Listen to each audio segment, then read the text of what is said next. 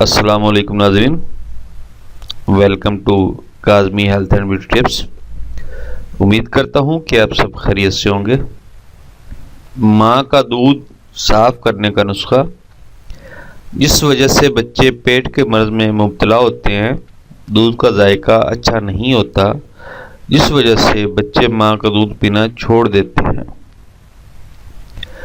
ناظرین، اگر ماں کا دودھ خراب ہو تو اکثر بچوں کو بیماریوں کا سامنا کرنا پڑتا ہے اور پھر بچے ماں کا دودھ پینا چھوڑ دیتے ہیں، جس سے دودھ کے زور کی وجہ سے والدہ کی طبیعت بھی بے چین سی رہنے لگتی ہے اور پھر بعض عورتوں کا دودھ خشک ہو جاتا ہے، جس سے بچہ والدہ کا دودھ 2.5 سال تک نہیں پی سکتا، جس کا اثر بچے کو جوانی میں بھگتنا پڑتا ہے۔ ناظرین، بچوں کو اکثر بیماریاں اس کی والدہ کے دودھ کی خرابی کی وجہ سے ہوتی ہیں۔ اگر اس کی والدہ کا دودھ صاف کر دیا جائے تو نہ صرف بچہ بیماری سے بچ سکتا ہے، بلکہ ماں کا دودھ بچے کو بے پناہ طاقت بھی دیتا ہے، جو تا دم مرگ کام کر دیتا ہے۔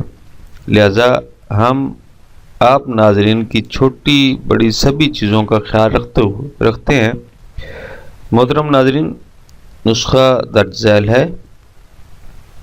اجزاء و ترکیب تیاری، ترکیب استعمال۔ حول شافی: سونف عمدہ لے کر خوب باریک پیس لیں اور اس کے برابر اصلی شکر سرخ ملا کر رکھ لیں۔ دودھ پلانے والی عورتوں کو رات سوتے وقت اس سفوف میں سے 1 سے 3 تولہ تک گرم گرم دودھ سے کھلا دیا کریں۔